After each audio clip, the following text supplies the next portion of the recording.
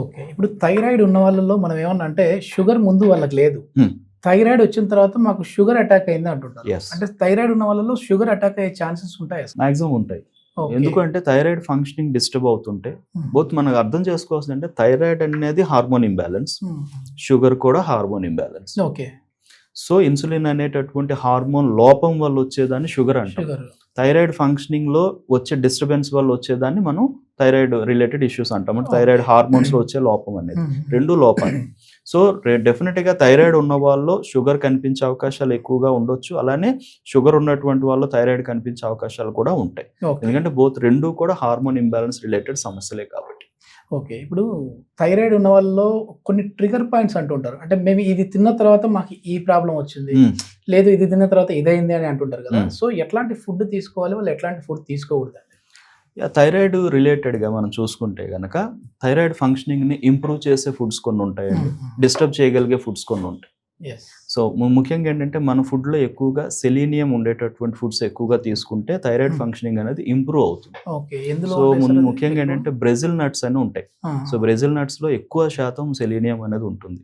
అలానే ఆకుకూరలు, ముఖ్యంగా కొన్ని రకాల పాల వస్తువులు, ఓకే, వీటిల్లో అలానే సీ ఫుడ్స్లో వీటిలో కూడా ఎక్కువగా సెలీనియం ఉండే అవకాశం ఉంది. అందుకని అవి ఎక్కువ తీసుకోవడం అనేది థైరాయిడ్ ఫంక్షనింగ్ ని నార్మల్ చేసుకోవడానికి మనకి కొంత బాడీకి అవకాశం అనేది వస్తుంది. ఒక అపోహ ఏంటంటే ఎగ్స్ తినచ్చు వీళ్ళు అని, కొద్దిమంది ఎగ్స్ తినకూడదని కొద్దిమంది అంటుంటారు సార్, ఎంతవరకు కరెక్ట్? ఎగ్స్ అనేది ఇష్యూ కాదండి, ఎగ్స్ అనేవి తీసుకోవచ్చు, ఇబ్బంది లేదు. థైరాయిడ్ ఏ రిలేటెడ్ థైరాయిడ్ ప్రాబ్లం ఉన్న వాళ్ళు కూడా ఎగ్ తీసుకోవడం అనేది ఎటువంటి ఇబ్బంది లేదు. బట్ ఏంటంటే కొన్ని రకాల ఫుడ్స్ లైక్ అంటే క్యాబేజ్, కాలీఫ్లవర్ అంట, ఆ కైండ్ ఆఫ్ బ్రోకలీ, ఇట్లాంటివి తగ్గించుకోవడం మంచిది. ఎందుకంటే అది థైరాయిడ్ ఫంక్షనింగ్ ని డిస్టర్బ్ చేయగలిగేటటువంటిది, థైరాయిడ్ యొక్క ఎక్సెస్ సెల్ ప్రొడక్షన్ ని ఇంప్రూవ్ చేసేటటువంటి పరిస్థితిలో కూడా వెళ్తుంది. అందుకని ఏంటంటే ఆ రకమైన ఫుడ్స్ అనేవి తగ్గించుకోవడం, క్రూసిఫెరై అంటాము, వాటిని తగ్గించుకోవడం అనేది అవసరం. సో అవి కొంతవరకు తగ్గించుకుంటే కనుక చాలా వరకు మనకి థైరాయిడ్ ఫంక్షనింగ్ అంటే థైరాయిడ్ డిస్టర్బెన్స్ ఉన్న వాళ్ళు ఈ రకమైన ఫుడ్స్ తగ్గించుకుంటే వాళ్ళకి ఎక్కువగా డిస్టర్బెన్స్ లేకుండా మెయింటైన్ అవ్వడం జరుగుతుంది. ఓకే. బెస్ట్ ఫుడ్ అంటే ఏం చెప్తారు సార్ వీళ్ళకి? అంటే మామూలుగా ఇప్పుడు నార్మల్గా సార్ మేము ఈ ఆకుకూర తినచ్చా, ఇది తినచ్చా అనే వాళ్ళకి అంటే ఈ సెలీనియం అనేది వాళ్ళకి ఇందులో ఈ ఫుడ్ లో ఉందా లేదా అనేది తెలియదు. సో ఇది అనేది ఏం చెప్పొచ్చు మన ఫుడ్? ఒకటి సెలీనియం, జింక్, మెగ్నీషియం, అయోడిన్, ఈ 4 ఉండేటటువంటి ఫుడ్స్ తీసుకోవడం థైరాయిడ్ డిస్టర్బెన్స్ ఉన్న వాళ్ళకి అవసరం. సో అయోడిన్ అంటే మనకి సాల్ట్ లో, సో మనకి చాలా మంది ఏంటంటే రకరకాల సాల్ట్స్ వచ్చాయి, అన్నీ కాదండి, అయోడైజ్డ్ సాల్ట్స్ అవి కాదండి, అయోడైజ్డ్ సాల్ట్స్ అనేవి అవసరం. సో ఇది చాలా ఇంపార్టెంట్, ఎందుకంటే అది బేసిక్, అది థైరాయిడ్ రిలేటెడ్. అండ్ వీటితో పాటుగా ఏమవుతుందంటే జింక్, మెగ్నీషియం, అలానే సెలీనియం ఉండేటటువంటి ఫుడ్స్ అనేవి. సో ఇందా చెప్పినట్టు బ్రెజిల్ నట్స్, ఆకుకూరలు, ముఖ్యంగా ఆకుకూరలో చాలా అధికంగా కనిపిస్తుంది.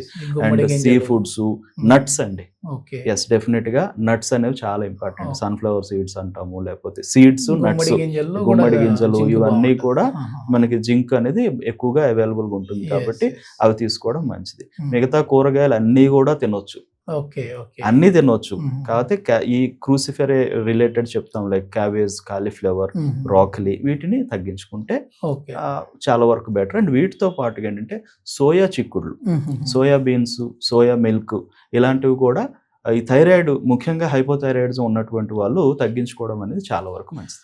ఓకే. ఈ కాఫీ టీల విషయానికి వస్తే ఏం చెప్తారు సార్? ఎందుకంటే అసలు ఇప్పుడు వస్తున్న పాలే అడల్టరేట్ ఫుడ్ లాగా అడల్టరేట్ పాలు వస్తున్నాయి. సో ఈ పాలే తాగద్దని కొద్దిమంది చెప్తున్నారు, ఇలాంటి డాక్టర్లు ఎప్పటి నుంచో చెప్తా ఉన్నారు.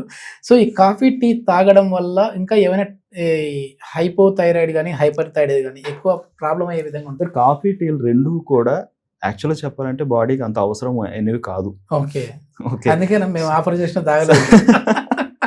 సో అందుకని ఏంటంటే యూజువల్ గా కాఫీ అంటే టీ గానీ కాఫీ గానీ, టీ తాగేటప్పుడు మనకు తెలియకుండా మనం డీహైడ్రేట్ అవుతుంది body. Okay okay. So excess dehydration వెళ్ళిపోవడం జరుగుతుంది. సో ఇది మనకి రెగ్యులర్ గా అదొక అడిక్షన్ లో కూడా వెళ్ళే అవకాశం ఉంటుంది. మనం చాలా మంది ఏంటంటే స్మోక్, ఆల్కహాల్ ఎడిక్షన్ అనుకుంటాం, మీకు కొన్ని మెడిసిన్స్ ఎడిక్షన్, టీ కాఫీలు కూడా ఎడిక్షన్. తాగకపోతే మాకు హెడేక్ వస్తుంటారు కొంతమంది, అదే చాలా మంది చెప్తారు. కానీ అది హెడేక్ తగ్గింది అంటారు కదా సార్? కాదండి, తగ్గిందంటే మీకు అప్పటికప్పుడు కొంచెం టెంపరీగా చిన్న స్టిమ్యులేషన్ వస్తుంది. బట్ మీరు బాగా గమనిస్తే అది తాగకపోతే హెడేక్ వస్తూ ఉంటుంది. Okay okay. సో అలాగే దాని మీద పూర్తిగా మీరు డిపెండ్ అయిపోవడం, ఎడిక్ట్ అయిపోవడం జరుగుతుంది. సో ఎప్పుడూ కూడా టీ కాఫీలు అనేవి ఎప్పుడు బాడీకి అంత మంచిది కాదు.